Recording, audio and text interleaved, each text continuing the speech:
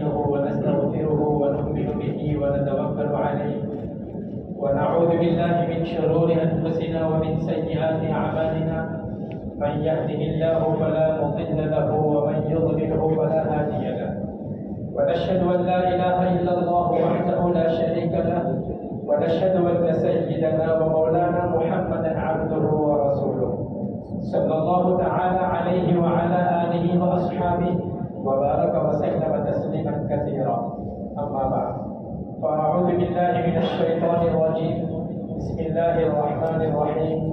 قد أفلح المؤمنون الذين هم في صلاتهم خاشعون والذين هم عن اللغو معرضون والذين هم للزكاة فاعلون والذين هم لفروجهم حافظون إلا على أزواجهم أو ما ملكت أيمانهم فإنهم غير ملومين فمن ابتغى وراء ذلك فأولئك هم العادون والذين هم لأماناتهم وعهدهم راعون والذين هم على صلواتهم يحافظون أولئك هم الوارثون الذين يرثون الفردوس هم فيها خالدون. صدق الله العظيم. بزرگان محترم اور عزیز بھائیوں اور دوستوں، ان آیات کے اللہ تبارک و تعالیٰ نے مومن بندے کو صلاح اور فلاح کے لیے جن صفات کی ضرورت ہے، کامیاب ہونے کے لیے جو صفات ضروری ہے، ان صفات کا اللہ تبارک و تعالیٰ نے ان آیات میں ذکر کیا ہے. کل 8 صفات ہیں، ان میں سے 7 صفات کا الحمدللہ تفصیل سے گزشتہ جمعوں میں ذکر ہو چکا. آج اس سلسلے کا آخری بیان ہے. 8ویں صفت کو عرض کرنا ہے. یادداشت کو تازہ کرنے کے لیے ساری صفات کو ایک مرتبہ دوہرا لیتے ہیں. ان آیات میں پہلی صفت کامیاب مومن بننے کے لیے کہ جو لوگ نماز میں خشوع اختیار کرتے ہیں، یعنی مومن کامیاب مومن کے لیے ضروری ہے کہ وہ نماز میں خشوع اختیار کرے. دوسری صفت والذین هم عن اللغو معرضون، کہ جو بیہودہ لغو اور بیکار کاموں سے اور بیکار باتوں سے اعراض کرنے والے ہیں. تیسری صفت والذین هم للزکاة فاعلون، کہ جو زکوٰۃ کا عمل کرنے والے ہیں. اس میں نے 2 معنی بیان کیے تھے. ایک مطلب تو یہ کہ جو زکوٰۃ کو ادا کرنے والے ہیں، مال پر جو اللہ نے فریضہ عائد کیا ہے وہ زکوٰۃ کو ادا کرنے والے ہیں. اور دوسرا مطلب کہ جو اپنے اخلاق کو برائیوں سے پاک کرنے والے ہیں. تو تیسرا نمبر زکوٰۃ کو ادا کرنے والے اور چوتھا نمبر کہ اپنے اخلاق کو برائیوں سے پاک کرنے والے ہیں. 5واں والذین هم لفروجهم حافظون، کہ جو اپنی شرمگاہوں کی حفاظت کرنے والے ہیں، یعنی عفت اور پاک دامنی کو اختیار کرنے والے ہیں، سوائے اپنی بیویوں اور اپنے کنیزوں کے. الا علی ازواجہم او ما ملکت ایمانہم، یعنی اپنی جنسی خواہش کو پورا کرنے کے لیے اگر بیویوں کے ساتھ اور کنیزوں کے ساتھ اپنی خواہش کو پورا کرتے ہیں تو ان پر کوئی ملامت نہیں، اس کی اجازت ہے اور یہ حلال ہے. کنیزیں باندیوں کو کہا جاتا ہے. پہلے زمانے میں باندیاں ہوتی تھی اور ان سے تعلق کرنا یہ جائز تھا. تو اپنی بیویوں اور اپنی کنیزوں سے تعلق قائم کر کے اپنی خواہش کو پورا کرے تو یہ حلال ہے. ان کے علاوہ اور جگہ پر اگر اپنی خواہش کو پورا کرتے ہیں تو وہ حد سے گزرنے والے ہیں، اپنی جانوں پر ظلم کرنے والے ہیں. تو 5ویں صفت ہوئی اپنی شرمگاہوں کی حفاظت کرنے والے، عفت اور عصمت کا خیال کرنے والے. 6ٹھی صفت والذین هم لاماناتهم وعهدهم راعون، کہ جو امانت کا پاس اور لحاظ رکھنے والے. 7ویں صفت جو اپنے عہد کا خیال کرنے والے، عہد کو توڑتے ہیں، امانت میں خیانت نہیں کرتے. 6ٹھی صفت اور 7ویں اپنے عہد کو پورا کرنے والے.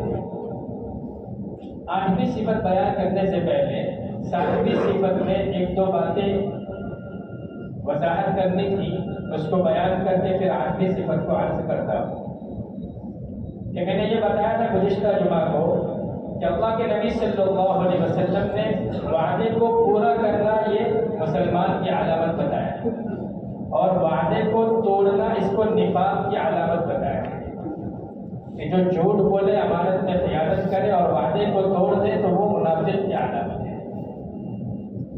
تو وعدہ کرنے سے پہلے انسان کو 100 مرتبہ سوچ لینا چاہیے، وعدہ کرنے میں جلدی نہیں مچانا چاہیے۔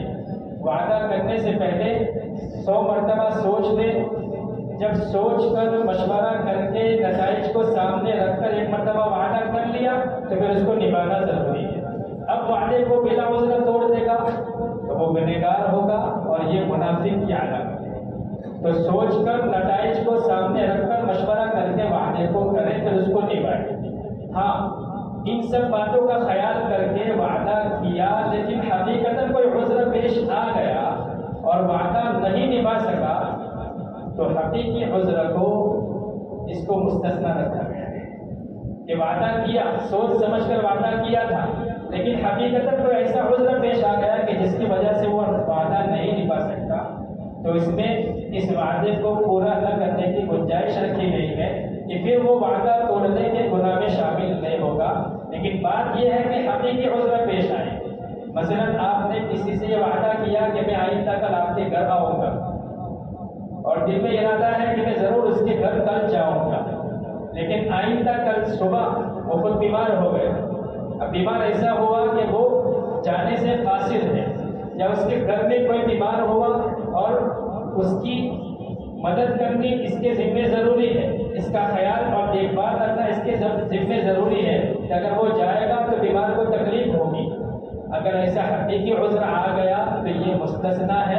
اب اگر وہ وعدہ پورا نہ کر سکے تو اس کی گنجائش ہے، اس کو وعدہ توڑنے کا گناہ نہیں ہوگا، لیکن اس میں یہ بات ضروری ہے کہ جس سے وعدہ کیا تھا اس کو مطلع کر دیا جائے اور حقیقی عذر سے اس کو آشنا کرا دیا جائے کہ میرا آنے کا پکا ارادہ تھا، لیکن یہ عذر آ گیا جس کی وجہ سے میں آ نہیں سکتا۔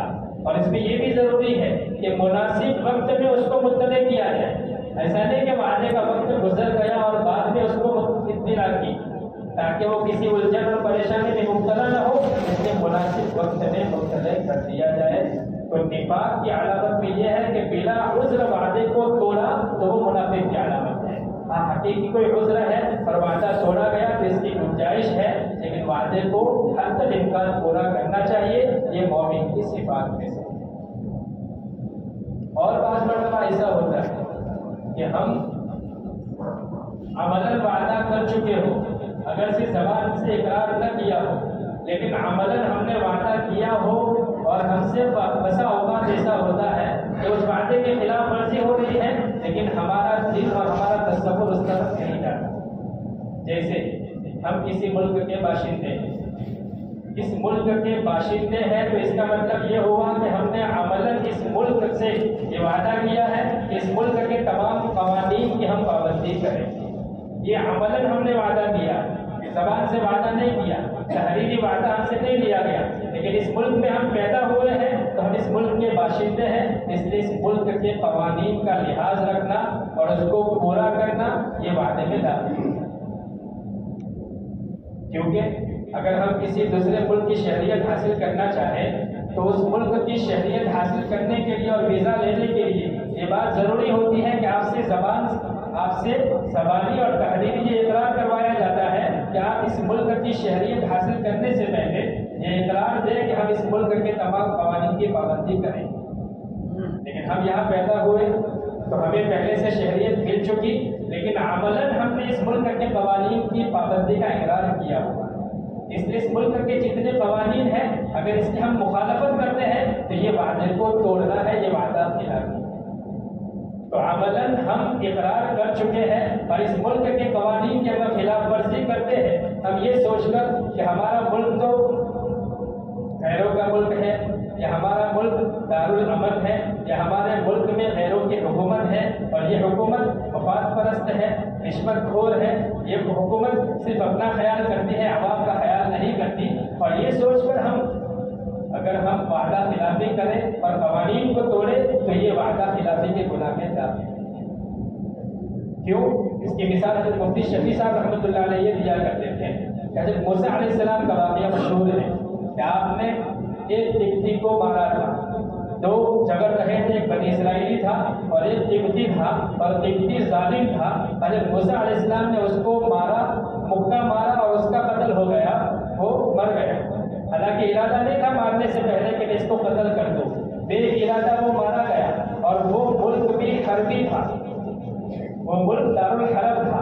فرعون جیسا ظالم حکمران تھا، تو ظالم حکمران تھا، ملک دارالحرب تھا. اگر دیکھا جائے تو موسیٰ علیہ السلام اگر کافر کو مارے تو یہ مارنا جائز ہے، لیکن حضرت مفتی شفیع صاحب رحمۃ اللہ علیہ فرماتے ہیں کہ اس کے باوجود بھی موسیٰ علیہ السلام اپنے آپ کو گنہگار سمجھتے تھے. اور قرآن میں الفاظ ہیں لہم علی ذنب، کہ میرے اوپر ایک گناہ ہے، اور آپ بار بار استغفار کرتے تھے.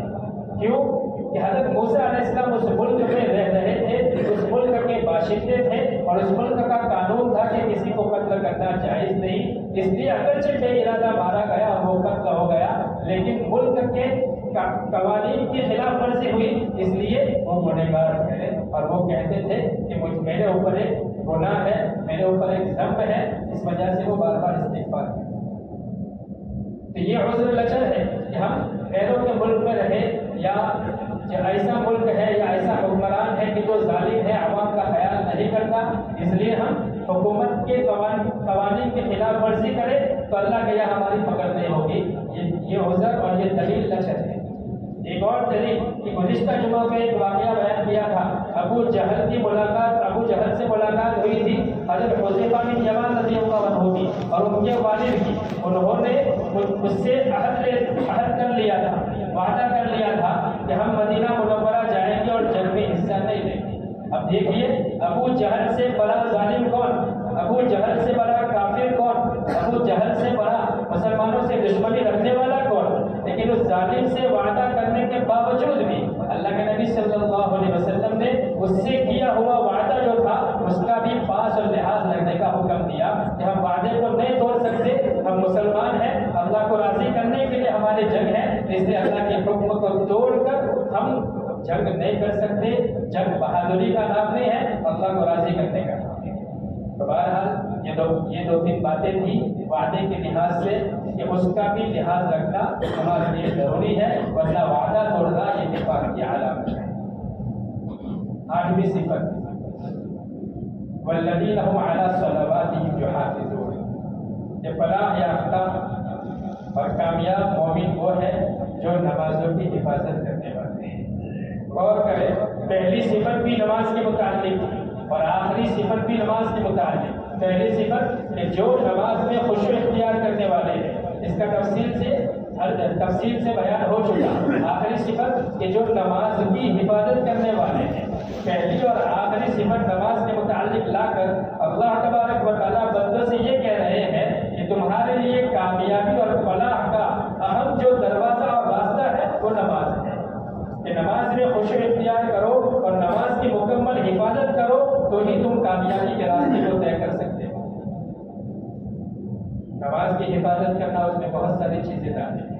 ایک تو یہ کہ انسان نماز پابندی سے پڑھے، نماز میں ڈنڈی نہ مارے کہ کبھی نماز پڑھی کبھی نماز چھوڑ دی. 5 وقت کی نماز ہمارے اوپر فرض ہے، اس لیے ہمارے ذمے کوئی نماز قضا نہ ہو. اگر کوئی نماز کسی عذر سے چھوٹ گئی تو اس کو فوراً قضا پڑھ لے، نماز کا پابند بنے. نماز میں ڈنڈی نہ مارے کہ کبھی پڑھی کبھی چھوڑ دی. نماز کی پابندی میں اور نماز کی حفاظت میں یہ بات بھی داخل ہے کہ نماز وقت کے ساتھ مشروط ہے. نماز وقت پر ادا کرے.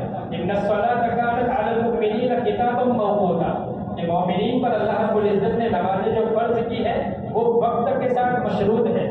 ہر نماز کا ایک وقت ہے. انسان یہ نہ سمجھے کہ نماز کا وقت ہے، اگر وقت نکل گیا بعد میں پڑھ لوں گا تو میرے ذمے قضا جو تھی وہ ختم ہو گئی، اب میرے ذمے کوئی نماز باقی نہیں ہے. یہ بھی محترم بزرگوں نماز کی حفاظت میں خلل ہے. وقت پر نماز ادا نہ کرنا. اللہ تبارک و تعالیٰ نے 5 وقت کی نماز متعین کی ہے. جیسے فجر کا وقت صبح صادق سے شروع ہوتا ہے اور طلوع آفتاب پر ختم ہوتا ہے. ظہر کا وقت زوال سے شروع ہوتا ہے، سایہ 2 مثل ہو جائے ظہر کا وقت ختم. عصر کا وقت 2 مثل سے شروع ہوتا ہے، غروب پر ختم ہوتا ہے. تو ہر نماز کا متعین وقت ہے اس وقت کے اندر نماز کو ادا کرنا کہ نماز کی حفاظت. بعض حضرات تھوڑی سی سستی اور غفلت کی وجہ سے نماز کے وقت کو ضائع کر دیتے ہیں یا نماز کو مکروہ وقت میں ادا کرتے ہیں. فجر میں اور عصر میں اکثر ہوتا ہے کہ فجر میں تھوڑی سی نیند کی قربانی نہیں دے سکتے، حالانکہ ان کو وقت پر اٹھایا جاتا ہے، لیکن غفلت کہ نیند پوری نہیں ہوئی، نماز کی حفاظت کا اتنا خیال نہیں، اس لیے نماز کا وقت گزر جاتا ہے اور اشراق کے بعد نماز پڑھتے ہیں. یہ نماز قضا اگرچہ ضرور پڑھ لی، تمہارے ذمے سے فریضہ ادا ہو گیا، تم نے فریضہ ٹالنے کے لیے نماز پڑھی، نماز کی حفاظت تم نے نہیں کی. اصل میں بھی یہ ہوتا ہے کہ بعض حضرات غفلت کی وجہ سے اثر کی نماز جماعت کے ساتھ ادا نہیں کرتے اور بے وقت تو نہیں، وقت کے اندر لیکن مکروہ وقت میں جب سورج زرد پڑ جائے، پیلا ہو جائے، اس کی گرمی مدھم ہو جائے، اس کے بعد وہ نماز پڑھتے ہیں، تو یہ مکروہ وقت میں نماز پڑھنا ہے اور یہ غفلت اور سستی کی نشانی ہے. تو نماز وقت پر پڑھی جائے. نماز کی حفاظت میں تیسری بات یہ ہے کہ نماز کو مکمل ادا کیا جائے. مکمل ادا کرنا یعنی نماز کو جماعت کے ساتھ ادا کرنا. مسجد میں جماعت کے ساتھ نماز پڑھنے کی بڑی فضیلت آئی ہے. یہ 27 گنا زیادہ ثواب ملتا ہے. اللہ کے نبی صلی اللہ علیہ وسلم نے اس کی تاکید کی ہے. اس میں بعض علماء نے تو جماعت کے ساتھ نماز پڑھنے کو واجب قرار دیا. امام ابو حنیفہ رحمۃ اللہ علیہ کے نزدیک سنت مؤکدہ بقریب واجب کے ہیں. یہ سنت مؤکدہ ہے لیکن اتنی تاکید ہے کہ وہ واجب کے قریب ہے کہ جماعت کے ساتھ نماز نہ پڑھنے کو گناہ قرار دیا ہے. یہ بلا کسی عذر کے جماعت کی نماز کو نہ چھوڑا جائے. بلا کسی عذر کے جماعت کی نماز کو چھوڑنا اللہ کے نبی صلی اللہ علیہ وسلم کے صدمے اور غصے کا وہ باعث بن رہا ہے کہ اللہ کے نبی صلی اللہ علیہ وسلم نے ایک مرتبہ فرمایا کہ میرا دل چاہتا ہے. اللہ کے نبی صلی اللہ علیہ وسلم اپنے وقت کے مسجد میں امام تھے. ساری نماز اللہ کے نبی صلی اللہ علیہ وسلم خود پڑھاتے تھے. آپ کے پیچھے صحابہ نماز پڑھتے تھے. صحابہ میں سے کسی کی مجال نہیں تھی کہ وہ جماعت کی نماز چھوڑے. صحابہ کے متعلق یہ تصور نہیں کیا جا سکتا کہ اللہ کے نبی کی موجودگی میں انہوں نے جماعت کی نماز چھوڑی ہو. لیکن بعض وہ حضرات تھے جو منافق تھے، زبان پر صرف کلمہ تھا، دل میں نفاق تھا. وہ لوگ جماعت کی نماز پڑھنے نہیں آتے تھے اور طرح طرح کے بہانے نکالتے تھے. اللہ کے نبی صلی اللہ علیہ وسلم نے ایک مرتبہ صحابہ سے فرمایا کہ میرا دل چاہتا ہے کہ جماعت کی نماز کا وقت ہو جائے، کسی کو امامت کے لیے کھڑا کرو اور اس سے کہو کہ تم نماز شروع کرو اور میں ان لوگوں کے گھروں کو دیکھو کہ کون گھروں میں بیٹھا ہے. اگر گھروں میں بیٹھا ہوا پاؤ تو ان کے گھروں کو جلا دو. جماعت کی نماز چھوڑنے پر اللہ کے نبی صلی اللہ علیہ وسلم کا اتنا غصہ. ہم محترم بزرگوں مختصر عذر کی بنا پر، چھوٹے چھوٹے عذر کی بنا پر جماعت کی نماز کو چھوڑ دیتے ہیں. یہ نماز کی حفاظت میں خلل ہے. ہم نماز کی مکمل پابندی نہیں کرتے. اللہ کے نبی صلی اللہ علیہ وسلم سخت غصہ فرما رہے ہیں. اللہ کے نبی صلی اللہ علیہ وسلم نے نفاق کی علامت اس کو بیان کیا ہے. ایک آدمی ایسا ہے کہ عصر کا وقت ہو گیا، نماز کا وقت ہوا اور وہ مسجد میں نہیں پہنچا اور وقت ختم ہونے سے پہلے آیا، جلدی آیا اور 4 ٹھونکے ماری اور جلدی نماز پڑھ لی. اللہ کے نبی صلی اللہ علیہ وسلم نے ایسے کو منافق کی نماز کہا. کہ تھوڑی سی غفلت کی بنا پر وہ نماز کے وقت کا لحاظ نہیں کرتا اور جماعت کا لحاظ نہیں کرتا. حالانکہ مسجد کو اسلام میں مرکزیت حاصل ہے کہ لوگ مسجد میں جمع ہو، ایک دوسرے کا خیال رکھے، ایک دوسرے سے ملاقات ہو، ایک دوسرے کے حالات جاننے ملے. تو مسجد مذہب اسلام میں بڑی اہمیت کی حامل ہے. بعض حضرات تو ایسے ہیں کہ صرف جمعہ کو مسجد دیکھتے ہیں، دوسرے دنوں میں یا تو نماز چھوڑ دیتے ہیں یا نماز پڑھتے ہیں لیکن مسجد میں آنے کا خیال نہیں کرتے.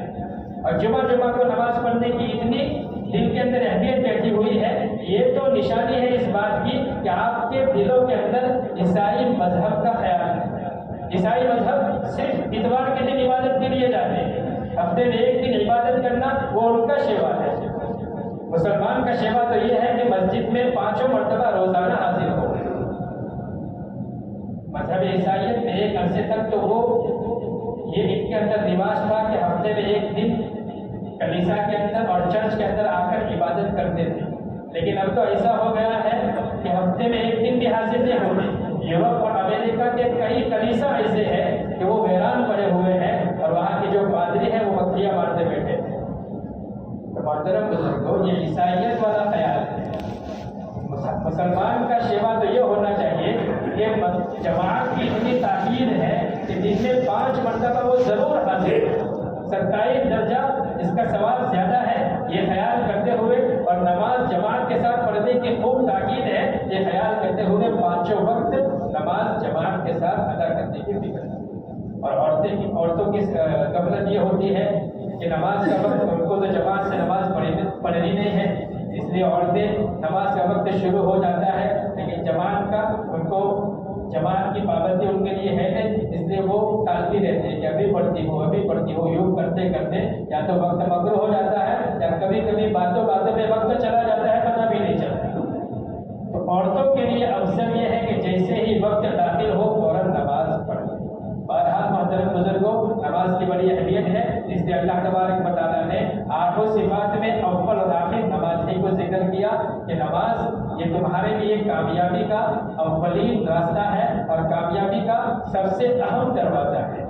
اگر یہ 8 صفات کا مومن حامل بن گیا، ان 8 صفات کو اختیار کرنے والا بن گیا، تو اس کے لیے آخر میں خوشخبری دی ہے، والذین هم علی صلواتهم یحافظون اولئک هم الوارثون الذین یرثون الفردوس، کہ وہ پھر جنت الفردوس کا وارث بنے گا۔ جس نے 8 صفات کو اختیار کر لیا، 8 صفات کا حامل بن گیا، تو وہ جنت الفردوس کا وارث ہے، ہم فیہا خالدون، پھر وہ ہمیشہ ہمیشہ میں رہے گا، اور جنت میں جانے کے بعد ہر بندے کی ہر خواہش پوری کی جائے گی، وہ اللہ کا مہمان ہے۔ وَلَكُمْ فِيهَا مَا تَشْتَهِي أَنفُسُكُمْ، تمہارا جو دل چاہے گا وہ تمہیں ملے گا۔ وَلَكُمْ فِيهَا مَا تَدَّعُونَ، جتنے وعدے کیے گئے ہیں وہ سارے وعدے وہاں پورے ہوں گے۔ اللہ تعالیٰ سے دعا کرتے ہیں کہ اللہ تبارک و تعالیٰ ان تمام صفات کا ہمیں حامل بنائے اور جنت الفردوس میں اولین دخول ہمیں نصیب فرمائے، آمین یا رب العالمین۔ وآخر دعوانا الحمدللہ رب العالمین۔ ایک اعلان حضرات کے سامنے یہ کرنا ہے کہ آپ حضرات کو معلوم ہے جیسے کہ ترک اور شام میں زلزلہ آیا اور وہاں متاثرین کے لیے ہر جگہ سے امداد پہنچی اور ابھی بھی پہنچ رہی ہے، جہاں ہم نے بھی اس بات کا ارادہ کیا ہے کہ معدد کی رقم وہاں پہنچائی جائے۔ اس کے لیے نماز کے بعد انشاءاللہ اطمینان حضرات بیٹھیں گے، جو حضرات اس میں حصہ لینا چاہے بھرپور حصہ لے اور متاثرین کا بھرپور تعاون کرے۔ اور 2 دن تک ہماری سوسائٹی کے قریب میں سوسائٹی کے اندر کے حصے میں ٹیبل لگایا جائے گا سنیچر اور اتوار کو۔ آج جو حضرات نہ دے سکے وہ 2 دنوں کے اندر جتنا بھی اس میں حصہ لے کر تعاون کرنا چاہے زیادہ سے زیادہ تعاون کرے۔ اللہ تبارک و تعالیٰ ایسی ناگہانی مصیبت سے ہماری حفاظت فرمائے اور تمام مومنین کے ساتھ عافیت کا معاملہ فرمائے۔